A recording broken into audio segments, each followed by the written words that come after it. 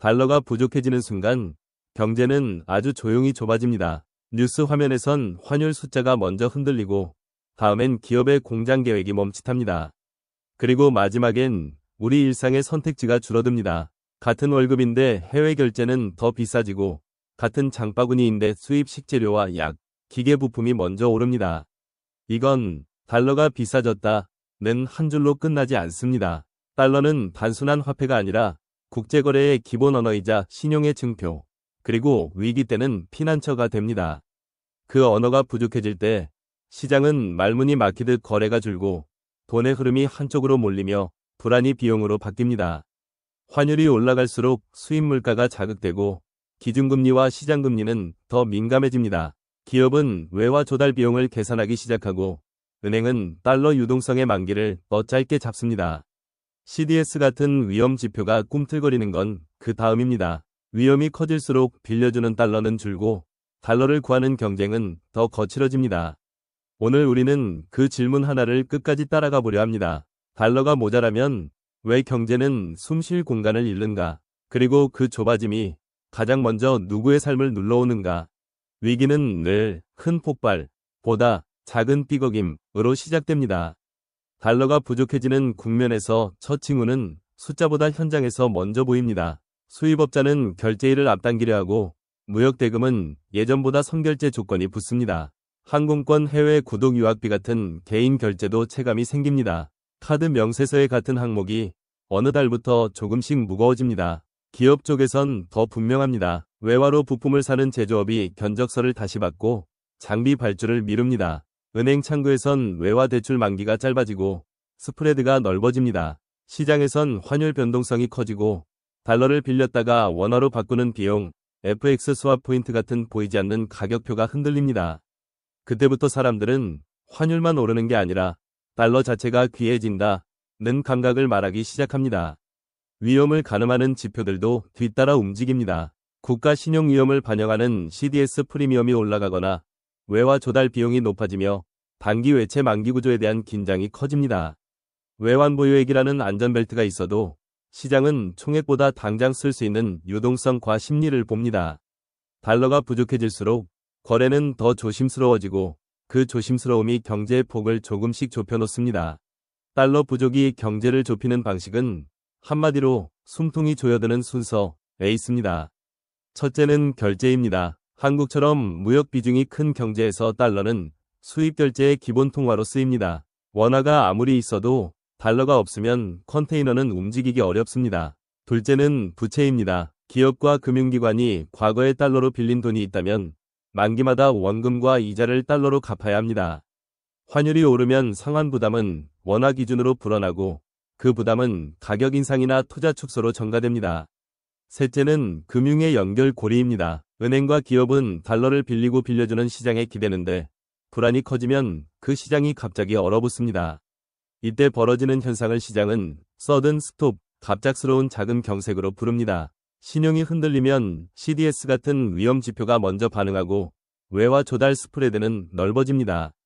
달러 유동성이 귀해질수록 단기 자금은 더 단기로만 들어오고 만기 구조는 취약해집니다. 결국 환율 상승, 시장 금리의 불안, 유동성 경색이 동시에 나타나며 실물 경제는 선택지를 잃습니다. 공장을 확장할지, 고용을 늘릴지, 재고를 더 쌓을지 모든 결정이 달러를 구할 수 있는가? 라는 질문 앞에서 보수적으로 바뀝니다. 그리고 그 보수성이 모이면 경제의 공간은 실제로 좁아집니다. 비슷한 장면은 여러 나라에서 반복됐습니다.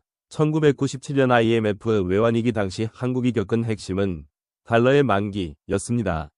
당장 갚아야 할 단기 외채가 몰려오는데 시장에서 달러를 빌리기 어려워지자 환율이 급격히 흔들리고 금리는 방어적으로 치솟았습니다. 기업은 외화 결제와 차환에 막히고 금융기관은 유동성 공포로 서로를 경계했습니다. 그때 외환 보유액은 단순한 숫자가 아니라 신뢰를 지탱하는 마지막 완충 장치였다는 점이 드러났습니다. 아르헨티나는 또 다른 형태였습니다. 고정환율이나 중고정에 가까운 체제가 흔들릴 때 달러 수요가 한쪽으로 쏠리며 통화에 대한 신뢰가 먼저 깨졌습니다. 그리스는 더 특이합니다. 유로라는 공동통화 안에서 자체 통화 발행으로 숨통을 틔우기 어렵고 국채 시장의 신뢰가 흔들리자 자금 조달이 좁아졌습니다. 터키는 외화 부채 비중과 물가 환율의 악순환이 겹치며 CDS 같은 위험 지표가 민감하게 반응해 달러 조달 비용을 더 밀어올렸습니다. 베네수엘라는 외환 수입 구조가 약해졌을 때 달러 부족이 곧바로 수입 붕괴와 생활 물자의 압박으로 이어질 수 있다는 점을 보여줍니다. 나라별 배경은 달라도 공통된 메시지는 하나입니다. 달러가 막히면 경제는 거래 부채의 신뢰의 길부터 차례로 좁아집니다. 그렇다면 한국에서는 달러가 부족해질 때 어떤 경로로 좁아짐이 퍼질까요? 가장 먼저 보이는 것은 환율의 불안입니다. 환율이 오르거나 변동성이 커지면 수입 물가가 자극되고 기업은 원가 계산을 다시 합니다. 특히 에너지 원자재 부품처럼 달러 결제 비중이 큰 항목에서 압박이 먼저 옵니다. 다음은 금리입니다. 기준금리 자체가 곧바로 움직이지 않더라도 시장금리와 신용 스프레드는 민감해집니다. 은행은 위험을 더 보수적으로 가격에 반영하고 기업의 자금 조달은 가능해서 조건부 가능으로 바뀝니다. 이 구간에서 유동성이 중요해집니다. 돈이 없는 것이 아니라 필요한 순간에 필요한 통화로 움직일 수 있는 돈이 줄어드는 겁니다. 여기에 부동산이 연결됩니다. 금리 부담이 커지면 거래가 줄고 자금 회전이 느려지며 프로젝트성 자금, 예를 들어 PF 같은 구조는 더 작은 충격에도 흔들립니다.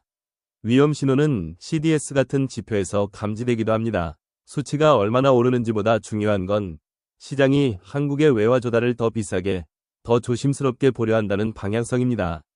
그리고 이 모든 변화는 결국 개인에게 도착합니다. 월세와 대출이자의 체감, 수입 소비재 가격의 상승, 고용계획의 보수화, 자영업 매출의 흔들림. 달러 부족은 환율 뉴스로 시작하지만 끝은 우리의 선택지를 줄이는 생활의 문제로 남습니다. 여기서 중요한 질문이 생깁니다. 외환 보유액이 충분하면 끝나는 문제 아닌가? 숫자만 보면 그럴듯합니다. 하지만 시장이 보는 것은 총액이 아니라 위기 국면에서 얼마나 빠르게, 얼마나 확실하게 달러 유동성을 공급할 수 있는가입니다. 외환 보유액의 구성, 단기 외채의 만기 구조, 외화 유동성의 미스매치가 함께 평가됩니다. 그래서 달러 부족이 본격화되면 정부와 중앙은행은 여러 레버를 동시에 만집니다. 첫째, 유동성 공급입니다. 외화 유동성이 급하게 필요한 금융기관에 달러를 빌려주거나 시장이 얼어붙지 않도록 경로를 열어둡니다. 둘째, 심리 안정입니다. 환율의 과도한 변동성이 경제 주체의 불안을 키우면 그 불안이 곧 달러 수요로 바뀌기 때문입니다. 셋째, 국제 협력입니다. 통화수합 같은 장치는 단순히 달러를 더 갖는다는 의미만이 아니라 필요하면 확보할 수 있다는 신호를 줍니다. 넷째, 건전성 관리입니다. 단기 외채 비중이 과도하게 커지지 않도록 관리하고 금융기관의 외화 유동성 비율을 점검합니다. 다섯째, 금리 정책 조합입니다. 금리는 물가와 경기, 환율 사이에서 균형을 잡는 도구지만 위기 국면에서는 한 가지 목표만 바라보기 어렵습니다. 이 모든 대응의 핵심은 한 문장으로 정리됩니다. 달러 부족이 실물 거래의 멈춤으로 번지기 전에 금융의 숨길을 먼저 넓혀놓는 것. 위기의 본질은 돈의 양이 아니라 신뢰와 만기의 문제이기 때문입니다. 하지만 정책의 언어가 아무리 정교해도 현실에서 사람들은 다른 질문을 합니다. 그래서 내 삶은 뭐가 달라지나? 달러가 부족해지는 국면에서 개인이 체감하는 변화는 크게 네 갈래로 나타납니다. 첫째, 가격의 순서가 바뀝니다. 환율이 오르면 수입품이 먼저 오르고 그 다음엔 수입 원재료를 쓰는 국내 제품이 따라갑니다.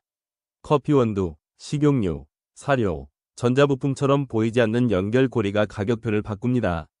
둘째, 금리의 체감이 강해집니다. 기준금리 뉴스보다 먼저 대출금리와 카드할부 비용이 현실로 다가옵니다. 셋째, 일자리의 계획이 보수적으로 바뀝니다.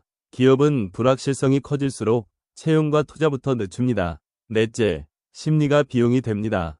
불안이 커질수록 사람들은 지출을 미루고 그 미룸이 다시 내수에 부담을 줍니다. 자영업자는 매출의 작은 흔들림을 먼저 느낍니다. 평일 점심 손님이 줄고 장바구니의 품목이 바뀌며 단골의 결제 패턴이 달라집니다. 이때 중요한 건 공포가 아니라 구조를 이해하는 감각입니다. 지금의 변화가 일시적 가격 상승인지 유동성의 신호인지 신용 경색으로 번질 가능성이 있는지 우리는 정확한 숫자를 다 외우지 않아도 됩니다. 다만 환율, 금리, 유동성, 고용 이 연결된다는 사실을 알고 있으면 내 삶에서 무엇을 먼저 점검해야 할지 방향이 생깁니다. 달러 부족은 먼 나라 금융의 이야기가 아니라 내 일상의 선택지를 바꾸는 힘으로 다가오기 때문입니다. 그렇다면 개인은 무엇을 전략이라고 부를 수 있을까요? 여기서 말하는 전략은 투자나 수익이 아닙니다. 위기 국면에서 선택지를 잃지 않기 위한 생활의 기술입니다. 첫째, 고정비를 구조로 봅니다. 월세, 이자, 통신비, 구독료처럼 자동으로 빠져나가는 비용이 늘어날수록 경제가 좁아질 때 개인의 호흡도 짧아집니다. 지금 내 고정비가 소득 대비 얼마나 되는지, 변동금리 부담이 얼마나 민감한지 점검하는 것만으로도 위험을 줄일 수 있습니다.